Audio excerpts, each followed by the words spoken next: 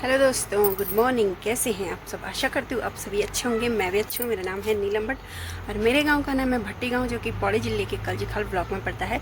तो स्वागत है आप सबका देवभूमि उत्तराखंड में और मेरे नए ब्लॉग में।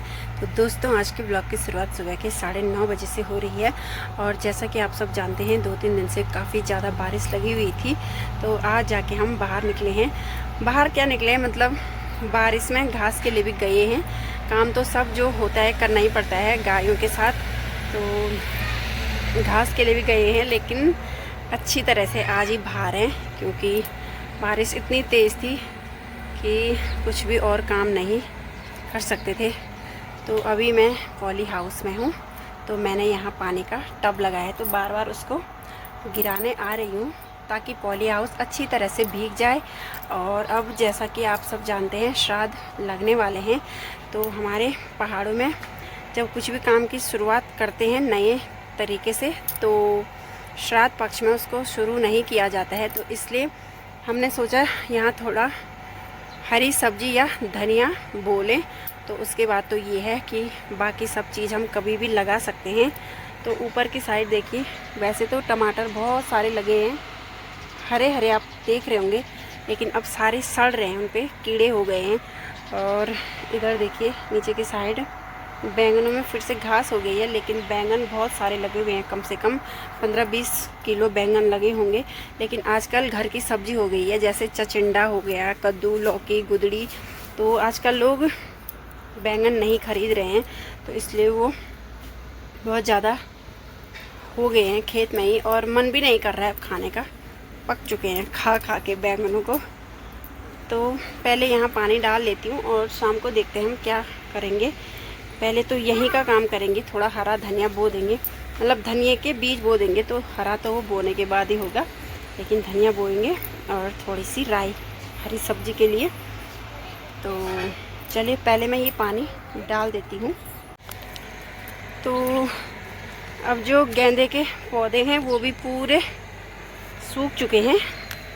देखिए ये फूल, देखिए पूरे पौधे काले पड़ गए हैं। तो अब हम धीरे धीरे करके खेतों को खाली करेंगे, क्योंकि यहाँ अब आलू की बुआई होगी और कुछ दिन इनको ऐसे ही छोड़ना भी पड़ता है खेतों को खाली करने के बाद। और ये जो टमाटर के पौधे हैं इनको भी हम निकाल देंगे शाम को। और जो हमने इनमें सिकड़े लगाए थे तो ये सुखाकर जलाने के काम आ जाते हैं। और ऊपर की साइड फिर से लाल मिर्च भी पक चुकी है और हरी मिर्च भी बहुत बड़ी बड़ी हो गई है। तो फिर से मैंने अचार के लिए मिर्च भी निकालनी है और लाल मिर्च भी तोड़नी है। तो समझ में नहीं आ रहा है क्या काम करें और क्या छोड़ें। और पत्थर भी सारने हैं, क्योंकि अभी चौक भी आधा अधूरा लग रहा है, तो अच्छा नहीं लग रहा है, उसको भी अभी पूरा करना है। तो जब हम पत्थर सार के रखेंगे तो काम आगे तभी हो पाएगा। और अब काम इतना हो जाता है, 2-3 महीनों में हम बहुत ही ज़्यादा व्यस्त रहते हैं। वैसे तो काम हमेशा होता है हमारे पहाड़ों में, तो और हमारा तो कुछ ज़्यादा ही होता है इन खेतों की वजह से। और गाय भी हमारे काफ़ी ज़्यादा हैं, तो जंगल भी जाना ही पड़ता है तीसरे चौथे दिन। तो काम अब इसलिए बढ़ जाता है क्योंकि खेतों का अलग होता है और घास कटाई यहाँ अलग लगती है। तो 2-3 महीने हम घास काटने में काफ़ी व्यस्त रहते हैं। तो अगर एक ही काम हो, जैसे सिर्फ घास काटने का हो, क्योंकि जो लोग खेती बाड़ी नहीं करते तो उनको सिर्फ यही टेंशन रहती है कि हमने घास काटना है और सुबह से लेकर शाम तक। लेकिन हमें बहुत कुछ देखना पड़ता है, क्योंकि जब खेती बाड़ी पे मेहनत करनी है तो जब बोएंगे तो आगे हमें साग सब्जी भी तभी मिलेगी। और घर के आगे पीछे तो बिल्कुल भी बंजर नहीं रख सकते, क्योंकि बहुत ही ज़्यादा गंदे लगते हैं सामने के खेत। और जब वो हरे भरे रहते हैं, जब उन पे साग सब्जी रहती है, तो तब तो आनंद ही कुछ अलग रहता है। तो चलिए, जैसे हर साल हो जाता है, सारा काम निपट जाता है, वैसे ही इस साल भी हो जाएगा। पर यह है कि शुरू में थोड़ा सी टेंशन रहती है कि कब हम काम कर पाएंगे, क्योंकि सबसे बड़ी बात यह है कि हमें कुदाल से खुदाई करनी पड़ती है और उसमें टाइम लग जाता है।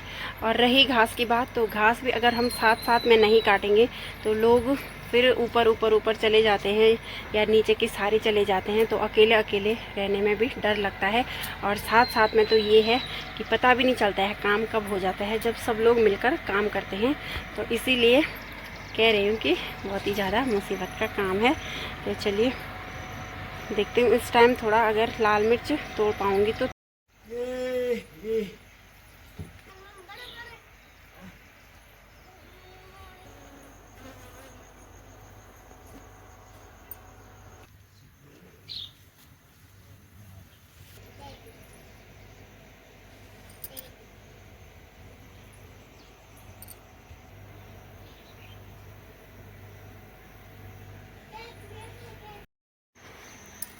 तो दोस्तों मिर्ची भी मैंने तोड़ के यहाँ पे धूप पे रख दी है और इससे हरी मिर्च को मैंने अलग कर दिया है।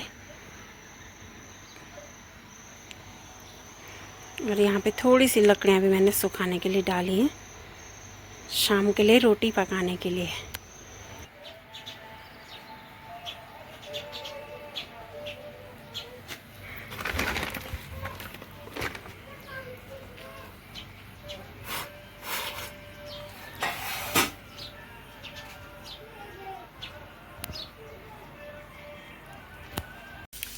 तो दोस्तों मिर्च भी तोड़ ली है और फिर नहाना धोना किया और अब बना रही हूँ मैं खाना।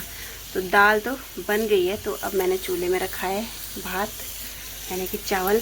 तो आज मैंने घर के चावल बनाए हैं जो मैं अपने मायके से लाई थी। तो उसमें पानी ज़्यादा पड़ गया था, तो ऊपर के रास्ते देखो ये पूरा बाहर निकलने लग गया था। तो मैंने उसका ढक्कन खोला और उससे निकाला मांड। तो जो घर के चावल होते हैं तो उनका मांड बिल्कुल रेड कलर का होता है, वाइट नहीं होता है वो, क्योंकि वो घर के चावल थे तो वो रेड कलर के थे, तो इसलिए उनका मांड भी रेड हो गया है। तो उसमें मैंने थोड़ा सा चीनी मिला दी है। तो जैसे मैंने एक चम्मच टेस्ट किया तो मुझे अपने बचपन की याद आ गई। जब हम छोटे छोटे थे तो हमारी दादी स्पेशली हमारे लिए मांड निकालती थी, और हम पीने के बाद ना मुझे अपने बचपन की याद आ गई सच्ची में। तो आप लोग भी बताना कमेंट में जरूर, आपने भी मांड पिया है? ये मांड है। तो रिद्धि पूछ रही क्या है, तो आजकल के बच्चों को क्या पता ही क्या है, लेकिन घर के चावलों का मांड तो काफी ज्यादा पौष्टिक होता है। तो आप सब बताना कमेंट में कि आपने भी पिया है मांड। तो और मेरी रिद्धू की तबीयत खराब हो रखी है, उसको लग गई जुकाम। तो कल रिद्धू मुरब्बा खा रही थी और उसने पूरा चास फैलाया अपने हाथों पे। तो मैंने इसको बोला था कि अंदर बैठ के खा, लेकिन ये नहीं मानी। तो जैसे इसने हाथों पे लगाया चास और इसके हाथ पे बैठ गई मधुमक्खी, और ये उसको हटा रही थी तो तब तक मधुमक्खी ने इसके हाथ पे डंक मार दिया। और पूरी रात इसने मेरे को इतना परेशान किया, सोने भी नहीं दिया। इसको आ गया बुखार, तब आधी रात में मैंने इसको दवाई पिलाई। दिखा तो अपना हाथ। उसमें थोड़ा ना रखा है, इस पे रखा है। हाँ ये देखो यहाँ पे हाथ हटा, ये देखो मधुमक्खी ने डंक मार रखा। जुकाम भी हो गया रिद्धि को, है ना? नाक भी बंद हो गया। नाक बंद हो गया? नाक बंद कहाँ हुआ, नाक तो बह रहा है, देख देख। तो चलिए, तू पिएगी मांड? हाँ। काफी टेस्टी होता है ना? कैसा हो रहा है? वाह, अलग ही स्वाद है मतलब।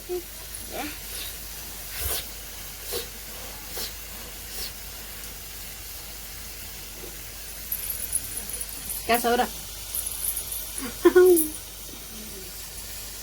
तो सच में दोस्तों बहुत ही ज्यादा टेस्टी हो रहा है। दादा मीठा हो रहा है। मैंने इसमें चीनी डाल रखी ना, इसलिए मीठा हो रहा वो। चीनी तभी तक मीठा हो रहा। अच्छा लगता है चीनी। तो चलिए बनाते हैं अब भात, और शाम को तोड़ेंगे हम अचार के लिए मिर्च, और फिर करेंगे खेतों की साफ सफाई, क्योंकि अगले सीजन के साग सब्जी को बोने की तैयारी करनी है ना? हाँ। तू भी करेगी मेरी मदद? हाँ। क्या करेगी तू? क्या मदद? मदद क्या मदद करेगी तू? खेत को साफ करने में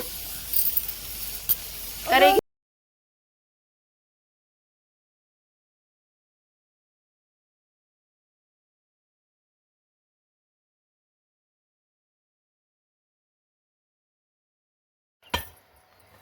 तो दोस्तों मिर्ची धोकर हमने सुखाने के लिए डाल दी है और उसका पानी निकल जाएगा, तब तक वो सूख जाएगी। और अभी थोड़ा टाइम था तो सासू जी और मैं आ रखे हैं पत्थर लेने चौक के लिए। तो एक एक पत्थर ले जाएंगे, अगर टाइम मिलेगा तो 2 बार आ जाएंगे। तो चलिए छांटते हैं, यहाँ पे कोई अच्छा सा पत्थर होगा।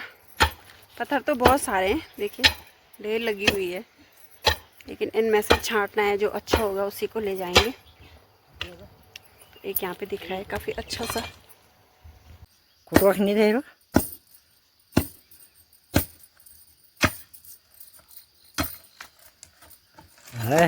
काम आ जाए बुआर। तो दोस्तों 2 टाइम हम पत्थर ला चुके हैं और अब बाहर काफ़ी अंधेरा हो गया है, देखिए पूरी तरह से रात हो गई है। तो अब करते हैं खाना बनाने की तैयारी और फिर से एक बार की चाय बनेगी दोबारा से सासू जी और ससुर जी के लिए। और अभी मैंने गाय पिजानी है और फिर सब्जी वगैरह काटेंगे, फिर खाना बनाएंगे। तो आज हम पत्थर ही लाए हैं, तो कल करेंगे साफ़ सफाई। तो आज सुबह घास भी लाए ताकि हम कल पूरा दिन खेतों को ही दे पाएँ। तो जो टमाटर में लकड़ियाँ हैं उनको निकालना है, टमाटर के पौधों को, और जो भी घास है खरपतवार सब निकाल के खेतों में फैला देंगे। और जैसे ही वो सूख जाएगा तो फिर उसको जला देंगे। तो जैसा कि दोस्तों आप लोग मुझे बहुत ज़्यादा सपोर्ट करते हैं, अपना बहुत ज़्यादा टाइम देते हैं, प्यार देते हैं, तो अपना प्यार अपना टाइम ऐसे ही बनाए रखें। और जो मेरे बड़े हैं वो अपना आशीर्वाद मुझ पर हमेशा ऐसे ही बनाए रखना। इसके ब्लॉग को यहीं एंड करते हैं और मिलते हैं कल नेक्स्ट ब्लॉग में। और आपको मेरा वीडियो अच्छा लगा हो तो मेरे वीडियो को लाइक करें, कमेंट करें और अपने सभी दोस्तों के साथ शेयर करें। और जितने भी मेरे नए व्यूवर हैं मेरे चैनल को सब्सक्राइब करें और